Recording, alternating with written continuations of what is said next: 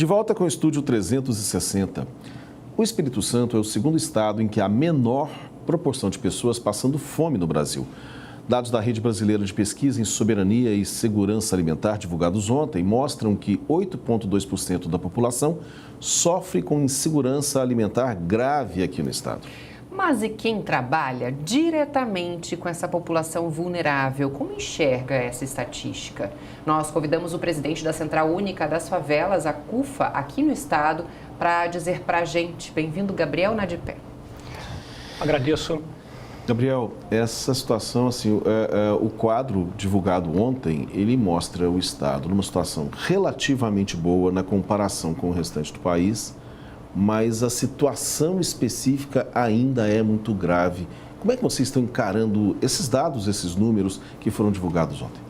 Perfeito. Boa tarde, Cacá, Andressa. Boa tarde. É muito interessante nós observarmos essa pesquisa, que no primeiro momento dá a impressão que nós devemos comemorar que o Espírito Santo ele é o segundo estado do Brasil com o menor índice de pessoas em vulnerabilidade social e insegurança alimentar, mas ao mesmo tempo a gente precisa lembrar dos dados que eram anteriores à pandemia, por exemplo. Nós estamos falando antes da pandemia de 884 mil capixabas que estavam passando pela situação de insegurança alimentar, e quando chega agora em 2022, esse número salta para 1,6 milhões de capixabas. O dobro. O dobro da questão que a gente tinha anteriormente. Então, embora o estado esteja na segunda posição comparado com outros estados do país, a situação é muito crítica. Nós pioramos demais de lá para cá. No Brasil, para ter uma ideia, são 125 milhões de brasileiros que estão enfrentando algum tipo de grau de insegurança alimentar e fome também. Tá? A gente tem imagens de uma distribuição de gás que vocês fizeram e vocês viram ali o tamanho da fila de pessoas para receber esse gás, né? Como é que foi? Conta pra gente. Perfeito. Nós fizemos uma seleção aqui de 1.500 famílias no estado para fazer o recebimento dessa botija de gás. É um projeto que ele vai acontecer por 5 vezes, então de 50 em 50 dias. Essas famílias cadastradas recebem essa carga de gás, mas nós caímos numa questão. Nós conseguimos garantir o gás para essas famílias, porém o alimento não. Então, essas pessoas agora, elas têm como cozinhar, então o gás foi disponibilizado para elas, mas não necessariamente a cesta básica. Então, é um outro problema que nós enfrentamos. As pessoas têm que equilibrar as contas para decidir se compra o gás ou cozinha a lenha ou se compra um arroz e um feijão para os seus filhos não passarem fome também. É uma realidade, assim, de ponta a ponta que a gente encontra no estado.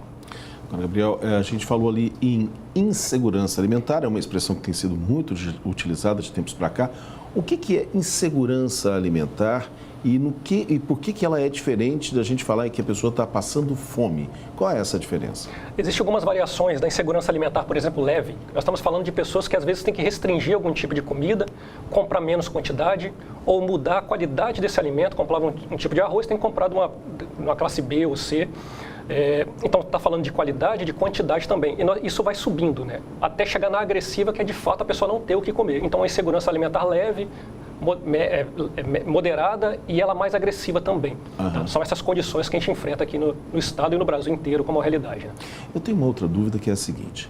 Nós temos hoje um grande número de projetos que são financiados por governos estadual, até municipal, no caso de Vitória, tem o governo federal, que tem o Auxílio Brasil, mas me parece que parte da população não tem talvez as condições ou não tem a informação de que ela teria direito a esses auxílios. Esses auxílios, eles estão chegando a essa população, eles efetivamente ajudam essas famílias, eles são insuficientes? Qual é a visão que você tem a respeito desses valores que são distribuídos hoje para a população?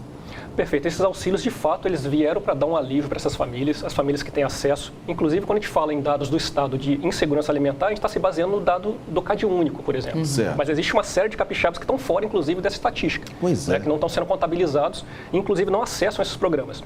Nós temos outros problemas também de pessoas, muitas famílias que têm o direito desse benefício, desses auxílios, por exemplo, mas ainda não acessam ele por falta de informação, como falado. Hoje tudo é tecnológico, então você precisa ter um acesso à internet, você precisa ter dados, e essas famílias não têm como botar, né, dados no seu celular, né? Muitas não têm celular. Nós estamos atendendo famílias, por exemplo, do gás, que o contato tem que ser na porta dela, porque não tem como a gente contactar de outro modo. Tá? Isso causa, de fato, um efeito negativo gigantesco para todas essas famílias, né, que depende de auxílio para sobreviver, isso de fato traz um alívio para ela, mas que muitas vezes não tem informação de que ela tem esse direito e que muitas vezes tem a informação que tem direito, às vezes não tem como acessar isso. Né? Pode se pensar numa passagem, às vezes, para ter que se deslocar até um determinado ponto, né, que seja municipal ou estadual. A gente está vendo algumas distribuições de cestas básicas que foram feitas por vocês ao longo do tempo.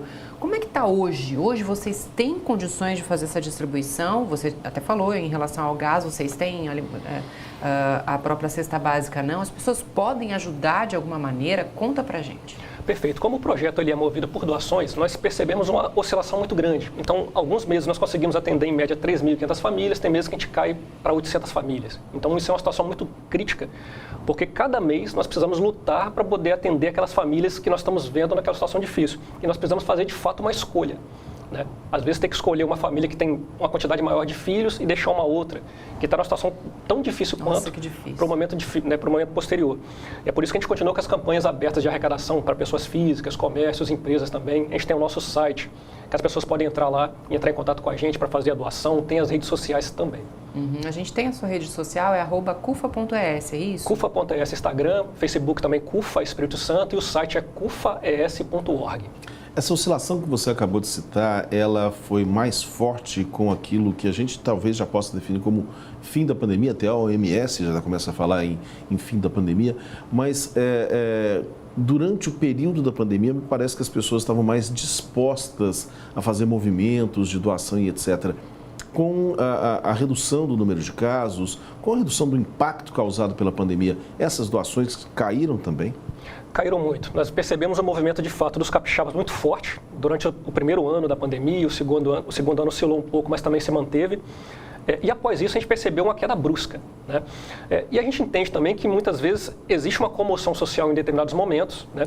Mas a gente sempre traz essa campanha e traz sempre esse alerta que a gente precisa que as pessoas continuem doando e participando, porque a necessidade ela não para. Né? Infelizmente ela continua. Nós tivemos a situação das pessoas terem perdido a sua renda e não terem recuperado ainda. Temos outro problema do custo de vida, né? Tem aumentado mais ainda também, o preço dos alimentos, dos itens básicos terem disparado também. Então a situação continua crítica e ainda sem uma luz no fim do horizonte. Né? A gente vê, por exemplo, o auxílio emergencial com prazo de validade até dezembro, para muitas famílias que não se tem garantia de como vai ser ano que vem, por exemplo. Trazendo aqui alguns pontos, né? Que acende esse alerta. Inclusive nesse momento de eleições também, que a gente precisa pensar em políticas públicas para amenizar essa questão da fome, pensar em ações e leis que sejam mais agressivas de fato para reduzir essa desigualdade social, e esse é o momento também. Okay. Aqui, onde estão essas famílias que mais passam fome? Realmente estão nos morros, na periferia? Na Grande Vitória, no estado, como é que está? No interior, enfim. O Espírito Santo, ele é bem distribuída essa questão da necessidade. A gente vai dizer que favela é favela em qualquer lugar. Então, a gente que anda o estado inteiro, a gente vai em Água Doce do Norte, lá no extremo noroeste do estado, e você tem o Morro do Pé Sujo, por exemplo, que você tem famílias ali passando fome, de fato. A gente vai no sul do estado, em Cachoeiro Itapemirim, pega a favela do Zumbi, por exemplo, são outros exemplos. A gente vai em Alegre, Morro do Querosene, a gente vem na Grande Vitória. Pode ser na Baixada, como a Grande Terra Vermelha, pode ser no Morro, como Jesus de Nazaré, como o Morro do Romão.